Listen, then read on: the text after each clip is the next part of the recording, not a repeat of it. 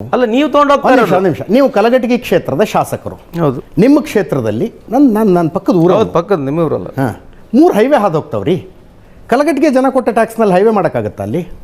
ಅಲ್ಲ ರೀ, ಈಗ ನಿಮ್ದು where do you want to take this debate ಅನ್ನೋದು ಅರ್ಥ ಆಗ್ತಿಲ್ಲ. ಅಲ್ಲ, ಇಟ್ ಇಸ್ ನಿಮ್ಮ ಕ್ಷೇತ್ರಕ್ಕೆ ನಿಮ್ಮ ಕ್ಷೇತ್ರದ ತೆರಿಗೆದಾರರ ದುಡ್ಡನ್ನು ಅಷ್ಟು ಖರ್ಚು ಮಾಡಿದ್ರೆ ನಿಮ್ಮ ಕ್ಷೇತ್ರ ಅಭಿವೃದ್ಧಿ ಮಾಡೋಕ್ಕಾಗತ್ತಾ? ಹಂಗಲ್ರಿ. ಈಗ ನೀವು ಕೇಳ್ತಕ್ಕಂಥದ್ದು ಹೆಂಗಿದೆ ಅಂತಂದ್ರೆ, because we have raised this question, Narendra Modi ಇದ್ದಾರೆ. ನೀವೇನು ಹೇಳೋದಂದ್ರೆ ನಾವು ಕೇಳಬಾರ್ದು ಅಂತಲ್ಲ. ಮತ್ತೆ ನೀವು ಎಲ್ಲಿಗೆ ಹೋಯ್ತಿದ್ದೀರ ಅಂದ್ರೆ ಏನರ್ಥ? What you mean by this ಪ್ರಶ್ನೆ? ಎಲ್ಲಿಗೆ ಹೋಯ್ತಿದ್ದೀರ ಅಂತಂದ್ರೆ, GDPಯ 40% ಸಾಲ ಮಾಡ್ಕೊಂಡಿದೆ ಬಿಹಾರ. 40% GDPಯ 40%, 25% ಕ್ಯಾಪ್ ಇದೆ. GDPಯ 25 ಅಥವಾ 25% ಒಳಗಡೆ ನಿಮ್ಮ ರಾಜ್ಯದ ಅಥವಾ ದೇಶದ ಸಾಲ ಇದ್ರೆ ಆರ್ಥಿಕ ಶಿಸ್ತಿದೆ ಅಂತ ಅರ್ಥ. 25ಲ್ಲಿ 40% ಎಲ್ಲಿ ಸಾಲ?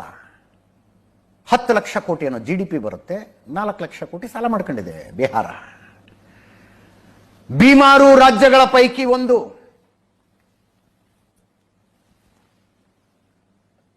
ಕರ್ನಾಟಕದಲ್ಲಿ ₹1 ನಾವು ಟ್ಯಾಕ್ಸ್ ಕಟ್ಟಿದ್ರೆ 13 ಪೈಸೆ ವಾಪಸ್ ಬರುತ್ತೆ ಅಂತ ಸಿದ್ದರಾಮಯ್ಯನವರು ಹೇಳ್ತಾರಲ್ಲ. ಬಿಹಾರದ ಜನ ₹1 ಟ್ಯಾಕ್ಸ್ ಕಟ್ಟಿದ್ರೆ ₹2 ಬರುತ್ತೆ ಅವ್ರಿಗೆ ಕೇಂದ್ರದಿಂದ. ಯಾಕೆ? ಆರ್ಥಿಕತೆ ಸರಿ ಇಲ್ಲ, ಹಿಂದುಳಿದಿರುವ ರಾಜ್ಯ, ಇನ್ಫ್ರಾಸ್ಟ್ರಕ್ಚರ್ ಇಲ್ಲ, ಉದ್ಯೋಗ ಸೃಷ್ಟಿ ಮಾಡೋದಕ್ಕೆ ಅವಕಾಶಗಳಿದಾವೆ, ಮಾಡಿಲ್ಲ ಅಷ್ಟೇ ಅನ್ನುವ ಕಾರಣಕ್ಕೆ ₹1 ಅವ್ರು ಟ್ಯಾಕ್ಸ್ ಕಟ್ಟಿದ್ರೆ ₹2 ವಾಪಸ್ ಬರುತ್ತೆ ಅವ್ರಿಗೆ.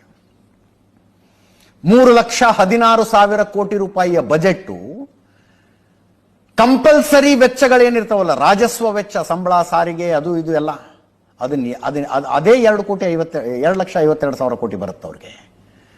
ಬಂಡವಾಳ ವೆಚ್ಚ ಅಭಿವೃದ್ಧಿಗೆ ಅಂತ ಇರೋದು 64,000 ಕೋಟಿ ಮಾತ್ರ ಬಿಹಾರದಲ್ಲಿ. ಈಗಿರೋ ಪರಿಸ್ಥಿತಿ ಇದು. ಸ್ನೇಹಿತರೆ, ನಮ್ಮ ಅಜಿತ್ ಹನುಮಕ್ಕನವರು ಒಂದು ಸ್ಟೇಟ್ಮೆಂಟ್ ಕೊಟ್ಟಿದ್ದಾರೆ ನೋಡಿ. ಬಿಹಾರದಲ್ಲಿ 40% ಸಾಲದ ಮಿತಿಗೆ ಮೀರಿಬಿಟ್ಟಿದ್ದಾರಂತೆ. ಬಿಹಾರದಲ್ಲಿ 40% ಸಾಲದ ಮಿತಿ ಮೀರಿದ್ದಾರಂತೆ. ಅಂದರೆ ಬಿಹಾರ ಎಷ್ಟು ಅಧ್ವಾನ ಆಗಿದೆ ಅನ್ನೋದಕ್ಕೆ ಸ್ವತಃ ಅಜಿತ್ ಹನುಮಕ್ಕನವರು ಹೇಳಿರುವುದು. ಯಾಕೆಂದರೆ ಅಜಿತ್ ಹನುಮಕ್ಕನವರು ಯಾವಾಗಲೂ ಸಹ ಭಾರತೀಯ ಜನತಾ ಪಕ್ಷದ ನೇತೃತ್ವದ ಸರ್ಕಾರಗಳನ್ನು ಅವರು ಹೊಗಳ್ತಾ ಇರ್ತಾರೆ. ಅದು ಎಲ್ಲರಿಗೂ ಗೊತ್ತಿರುವಂಥದ್ದು. ಅವರ ಬಾಯಿಂದ ಬಂದಿರುವಂತಹ ಮಾತು. ನಾವ್ಯಾರಾದರೂ ಹೇಳಿದ್ರೆ, ನಾವು ಪತ್ರಕರ್ತರಾಗಿ ಹೇಳಿದ್ರೆ ಜನ ನಂಬಲ್ಲ. ಆದರೆ ಅಜಿತ್ ಹನುಮಕ್ಕನವರು ಹೇಳಿದ್ರಲ್ಲ, ರಾಷ್ಟ್ರವಾದಿ ಪತ್ರಕರ್ತರು ಹೇಳ್ತಾ ಇದ್ದಾರಲ್ಲ, ನಂಬಲೇಬೇಕಲ್ವಾ? ಇವತ್ತು ಬಿಹಾರದಲ್ಲಿ 40%ಗಿಂತ ಹೆಚ್ಚಿಗೆ ಸಾಲ ಮಾಡಿದ್ದಾರೆ, ವಿದೇಶಿ ಸಾಲ ಮಾಡಿದ್ದಾರೆ, ಸಂಬಳ ಕೊಡೋಕ್ಕೆ ದುಡ್ಡಿಲ್ಲ. ಆದರೂ ಸಹ ನಮ್ಮ ಕರ್ನಾಟಕಕ್ಕೆ ವಲಸೆ ಬರ್ತಾರೆ ಈ ಬಿಹಾರಿಗಳು. ಏನು ಈಗ ಸುಮ್ಮನೆ ಉಲ್ಟಾ ನಾವು ಕೇಳ್ತೀವಿ, ಈ ದೇಶದ ಸಾಲ ಆಗೈತೆ, ಇದೆಲ್ಲಿ ಒಯ್ದಿರಿ ನೀವು? ಈಗ 55 ಲಕ್ಷ ಕೋಟಿ ಸಾಲ ಇರತಕ್ಕಂಥದ್ದು 1947 ಇಸ್ವಿಯಿಂದ 2014 ಇರುವಾಗ ಎಲ್ಲ ಪ್ರಧಾನಮಂತ್ರಿಗಳು, ಎಲ್ಲ ಪೊಲಿಟಿಕಲ್ ಪಾರ್ಟಿಗಳು ಬಂದು ಹೋದ್ರು. 55 ಲಕ್ಷ ಕೋಟಿ ಸಾಲ ಇತ್ತು. ಇವತ್ತೆಷ್ಟು ಲಕ್ಷ ಕೋಟಿ ಸಾಲ ಇದೆ? What ever I am talking, it is placed in the parliament. ಹೌದು, ಈ ಪಾರ್ಲಿಮೆಂಟ್ ನಲ್ಲಿ ಹೇಳಿರ್ತಕ್ಕಂಥದ್ದು ಹೇಳ್ದು 165 ಲಕ್ಷ ಕೋಟಿ ಸಾಲ ಆಗಿದೆ. ಇದು ಎಲ್ಲಿಗೆ ಬಂತು? ಇದ್ರ ಬಗ್ಗೆ ಯಾಕೆ ಚರ್ಚೆ ಆಗಬಾರ್ದು? $56 ಇರತಕ್ಕಂಥ ಡಾಲರ್ ಇವತ್ತು $84 ಹೋಗಿದೆ ಕಳೆದ ಬರೀ 9 ವರ್ಷದಲ್ಲಿ. ಇದ್ರ ಬಗ್ಗೆ ಯಾಕೆ ಚರ್ಚೆ ಆಗಬಾರ್ದು? ಡಿಮಾನಿಟೇಷನ್ ಬಗ್ಗೆ ಭಾಳ ದೊಡ್ಡ, ನಾವು ಇಡೀ ಪ್ರಪಂಚನೇ ಭಾಳ ಮೆರವಣಿಗೆ ಆಗ್ಬಿಡ್ತು. ಡಿಮಾನಿಟೇಷನ್ ಬಗ್ಗೆ ಯಾಕೆ ಮಾತನಾಡಬಾರ್ದು? ನೀವು ಮಾತಾಡಬೇಕು, ನೀವು ಚರ್ಚೆಗೆ ತೊಗೊಳ್ರಿ, ನೀವು ಯಾಕೆ ತೊಗೊಳಲ್ಲ? ಏನಾಗಿದೆ ಅಂದರೆ, we are at receiving end. The problem with whole where we are facing, including Rahul Gandhi, ನಮ್ಮ party, we are always at receiving end. ಸ್ನೇಹಿತರೆ, ನಮ್ಮ ಅಜಿತ್ ಹನುಮಕ್ಕನವರು ಒಂದು ಸ್ಟೇಟ್ಮೆಂಟ್ ಕೊಟ್ಟಿದ್ದಾರೆ ನೋಡಿ. ಬಿಹಾರದಲ್ಲಿ 40% ಸಾಲದ ಮಿತಿಗೆ ಮೀರಿಬಿಟ್ಟಿದ್ದಾರಂತೆ. ಬಿಹಾರದಲ್ಲಿ 40% ಸಾಲದ ಮಿತಿ ಮೀರಿದ್ದಾರಂತೆ. ಅಂದರೆ ಬಿಹಾರ ಎಷ್ಟು ಅಧ್ವಾನ ಆಗಿದೆ ಅನ್ನೋದಕ್ಕೆ ಸ್ವತಃ ಅಜಿತ್ ಹನುಮಕ್ಕನವರು ಹೇಳಿರುವುದು. ಯಾಕೆಂದರೆ ಅಜಿತ್ ಹನುಮಕ್ಕನವರು ಯಾವಾಗಲೂ ಸಹ ಭಾರತೀಯ ಜನತಾ ಪಕ್ಷದ ನೇತೃತ್ವದ ಸರ್ಕಾರಗಳನ್ನು ಅವರು ಹೊಗಳ್ತಾ ಇರ್ತಾರೆ. ಅದು ಎಲ್ಲರಿಗೂ ಗೊತ್ತಿರುವಂಥದ್ದು. ಅವರ ಬಾಯಿಂದ ಬಂದಿರುವಂತಹ ಮಾತು. ನಾವ್ಯಾರಾದರೂ ಹೇಳಿದ್ರೆ, ನಾವು ಪತ್ರಕರ್ತರಾಗಿ ಹೇಳಿದ್ರೆ ಜನ ನಂಬಲ್ಲ. ಆದರೆ ಅಜಿತ್ ಹನುಮಕ್ಕನವರು ಹೇಳಿದ್ರಲ್ಲ, ರಾಷ್ಟ್ರವಾದಿ ಪತ್ರಕರ್ತರು ಹೇಳ್ತಾ ಇದ್ದಾರಲ್ಲ, ನಂಬಲೇಬೇಕಲ್ವಾ? ಇವತ್ತು ಬಿಹಾರದಲ್ಲಿ 40%ಗಿಂತ ಹೆಚ್ಚಿಗೆ ಸಾಲ ಮಾಡಿದ್ದಾರೆ, ವಿದೇಶಿ ಸಾಲ ಮಾಡಿದ್ದಾರೆ, ಸಂಬಳ ಕೊಡೋಕ್ಕೆ ದುಡ್ಡಿಲ್ಲ. ಆದರೂ ಸಹ ನಮ್ಮ ಕರ್ನಾಟಕಕ್ಕೆ ವಲಸೆ ಬರ್ತಾರೆ ಈ ಬಿಹಾರಿಗಳು. ನಮ್ಮ ಕರ್ನಾಟಕಕ್ಕೆ ವಲಸೆ ಬಂದು ಕನ್ನಡಿಗರ ಉದ್ಯೋಗವನ್ನು ಕಸಿತಾ ಇದ್ದಾರೆ. ಕನ್ನಡಿಗರ ವ್ಯಾಪಾರಗಳನ್ನು ಕಸಿತಾ ಇದ್ದಾರೆ. ಗುಜರಾತು, ರಾಜಸ್ಥಾನ, ಉತ್ತರ ಪ್ರದೇಶ, ಅಸ್ಸಾಮು, ಇಡೀ ಉತ್ತರ ಭಾರತದ ಅಷ್ಟು ಜನರು ಇವತ್ತು ಕರ್ನಾಟಕದ ಬೆಂಗಳೂರಿನಲ್ಲಿ ವಾಸ ಮಾಡ್ತಾ ಇದ್ದಾರೆ, ಜಿಲ್ಲಾ ಕೇಂದ್ರಗಳಿಗೆ ಬರ್ತಾ ಇದ್ದಾರೆ. ಇವತ್ತು ಉತ್ತರ ಭಾರತೀಯರು ದಕ್ಷಿಣ ಭಾರತದಲ್ಲಿ ಬಂದು ಇಲ್ಲಿ ದಕ್ಷಿಣ ಭಾರತದವರ ಉದ್ಯೋಗವನ್ನು ಕಸಿತಾ ಇದ್ದಾರೆ, ಕಡಿಮೆ ದರದಲ್ಲಿ ನಾವು ಮಾಡ್ತೀವಿ ಅಂತ ಇದ್ದಾರೆ. ಇವರು ದೇಶದ ಅಭಿವೃದ್ಧಿಯ ಬಗ್ಗೆ ಮಾತನಾಡ್ತಾರೆ. ಭಾರತೀಯ ಜನತಾ ಪಕ್ಷ ಇರುವಂತಹ ಅಧಿಕಾರ ನಡೆಸ್ತಾ ಇರುವಂತಹ ಬಿಹಾರದಲ್ಲಿ ಈ ಪರಿಸ್ಥಿತಿ ಬರ್ತಾ ಇದೆ ಅಂತಂದರೆ ನಾವು ಏನು ಅರ್ಥ ಮಾಡ್ಕೊಳ್ಬೇಕು? ಹಾಗಾದರೆ ಕರೆಕ್ಟಾಗಿ ಏನು ನಾವು ತೆರಿಗೆ ಕಟ್ತಾ ಇದ್ದೀವಲ್ಲ, ಕರ್ನಾಟಕದಲ್ಲಿ ನಾವು ಕಟ್ಟುವಂಥ ತೆರಿಗೆಗೆ ₹1 16 ಪೈಸೆ ಬರುತ್ತೆ. ಬಿಹಾರದವರು ₹1 ತೆರಿಗೆ ಕಟ್ಟಿದ್ರೆ ₹2 ಕೊಡ್ತಾರೆ ಅಂತ ಹೇಳ್ತಾರೆ. ನಿರ್ಮಲಾ ಸೀತಾರಾಮನ್ ಅವರು ಏನು ಹೇಳ್ತಾರೆ? ಅಜಿತ್ ಹನುಮಕ್ಕನವರು ಏನು ಹೇಳಿದ್ರು? ಅಜಿತ್ ಹನುಮಕ್ಕನವರು ಸಂತೋಷ್ ಲಾಡ್ ಅವ್ರಿಗೆ ಏನು ಹೇಳಿದ್ರು?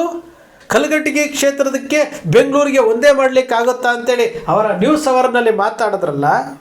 ಹಾಗಾದರೆ ದಕ್ಷಿಣ ಭಾರತದ ತೆರಿಗೆ ಹಣವನ್ನು ತೆಗೆದುಕೊಂಡೋಗಿ ಏನೂ ಕೆಲಸ ಮಾಡಿದಂತಹ ಉತ್ತರ ಭಾರತದವ್ರಿಗೆ ಕೊಡಬೇಕಾ ನಾವು? ಇದೇ ಅಜಿತ್ ಹನುಮಕ್ಕನವರೇ ಅವತ್ತು ಹೇಳಿದ್ದು, ಸಂತೋಷ್ ಲಾಡ್ ಅವ್ರನ್ನ ಕೂರಿಸ್ಕೊಂಡು ಅವರ ಟಿ ವಿನಲ್ಲಿ ಕೂರಿಸ್ಕೊಂಡು ನ್ಯೂಸ್ ಅವರಲ್ಲಿ ಮಾತನಾಡಿದ್ದು. ಸಂತೋಷ್ ಲಾಡ್ ಅವರೇ, ಕಲಘಟಗಿ ಕ್ಷೇತ್ರಕ್ಕೆ ಬೆಂಗಳೂರು ಕ್ಷೇತ್ರಕ್ಕೆ ಒಂದೇ ಮಾಡ್ತೀರಾ? ಆ ತೆರಿಗೆ ಹಂಚಿಕೆ ವಿಚಾರದಲ್ಲಿ ನಿರ್ಮಲಾ ಸೀತಾರಾಮನ್ ಅವರು ಹೇಳಿದ್ರು ಅಂತೇಳಿ ತೆರಿಗೆ ಹಂಚಿಕೆ ವಿಚಾರದಲ್ಲಿ ಮಾತಾಡಿದ್ರಲ್ಲ. ಇವತ್ತು ಅದೇ ಅಜಿತ್ ಹನುಮಕ್ಕನವರು ಹೇಳ್ತಾ ಇದ್ದಾರಲ್ಲ, ಬಿಹಾರದಲ್ಲಿ 40% ಸಾಲ ಮಾಡಿದ್ದಾರೆ. ಅಂದರೆ ಈ ದೇಶದ ಕೇಂದ್ರ ಸರ್ಕಾರ ವರ್ಷಕ್ಕೆ 50 ರಿಂದ 60 ಲಕ್ಷ ಕೋಟಿ ಸಾಲ ಮಾಡ್ತಾ ಇದೆ. 265 ಲಕ್ಷ ಕೋಟಿ ಸಾಲ ಮಾಡಿದೆ. ಒಬ್ಬೊಬ್ಬರ ತಲೆಯ ಮೇಲೆ 2.5 ಲಕ್ಷಕ್ಕಿಂತ ಹೆಚ್ಚು ಸಾಲ ಹೊರಿಸ್ತಾ ಇದೆ. ರಾಜ್ಯ ಸರ್ಕಾರಗಳು ಸಾಲ ಮಾಡ್ತಾ ಇದ್ದಾವೆ. ಹಾಗಂದರೆ ಈ ದೇಶದ ಒಟ್ಟು ಸಾಲದ ಮಿತಿ ಎಷ್ಟು? ಅದರ ಮಿತಿ ಮೀರಿದವರು ಎಷ್ಟು? ಅಂದರೆ ಈ ದೇಶದ ವಿದೇಶಿ ಸಾಲ ಹೆಚ್ಚು ಕಡಿಮೆ ಒಂದು 700 ರಿಂದ 800 ಲಕ್ಷ ಕೋಟಿಗೆ ಹೋಗಿದೆ. ನಮಗೆ ಗೊತ್ತಾಗ್ತಾ ಇಲ್ಲ. ಇದನ್ನು ಸ್ವತಃ ಅಜಿತ್ ಹನುಮಕ್ಕನವರು ಹೇಳ್ತಾ ಇರುವಂಥ ವಿಚಾರವನ್ನು ನಾನು ಇವತ್ತು ಕೋಟ್ ಮಾಡ್ತಾ ಇದ್ದೀನಿ. 2 ವಿಚಾರಗಳು. ಇದೇ ಅಜಿತ್ ಹನುಮಕ್ಕನವರು ನಿರ್ಮಲಾ ಸೀತಾರಾಮನ್ ಅವರನ್ನು ಸಮರ್ಥನೆ ಮಾಡಿಕೊಂಡು ಸಂತೋಷ್ ಲಾಡಿಗೆ ಕೇಳಿದಂತಹ ವಿಚಾರ ಅಂದರೆ, ಇಲ್ಲಿ ಉತ್ಪಾದನೆ ಆಗೋದು ಕಲಘಟಗಿ ಕೊಡೋಕ್ಕಾಗೋದಿಲ್ಲ, ಉತ್ತರ ಕರ್ನಾಟಕಕ್ಕೆ ಕೊಡೋಕ್ಕಾಗೋದಿಲ್ಲ, ಬೆಂಗಳೂರಿನಲ್ಲಿ ಬರುವಂಥ ತೆರಿಗೆಯನ್ನು ಸಮನಾಗಿ ಹಂಚಲಿಕ್ಕೆ ಆಗೋದಿಲ್ಲ ಅನ್ನೋ ವಿಚಾರವನ್ನು ಅವತ್ತು ಹೇಳ್ತಾರೆ. ಇವತ್ತು ಹೇಳ್ತಾರೆ ಬಿಹಾರದವರು ₹1 ಟ್ಯಾಕ್ಸ್ ಕಟ್ತಾರೆ, ₹2 ಅವರಿಗೆ ವಾಪಸ್ ಕೊಡ್ತಾರೆ. ಕರ್ನಾಟಕದವರು ₹1 ಕಟ್ತಾರೆ, 13 ಪೈಸೆ ಕೊಡ್ತಾರೆ ಅಂತ ಹೇಳ್ತಾರೆ. ಇವತ್ತು ಅಜಿತ್ ಹನುಮಕ್ಕನವ್ರಿಗೆ ಜ್ಞಾನೋದಯ ಆಗಿದೆ. ಇದು ವಾಸ್ತವ ಸ್ಥಿತಿ ಗೊತ್ತಾಗಿದೆ.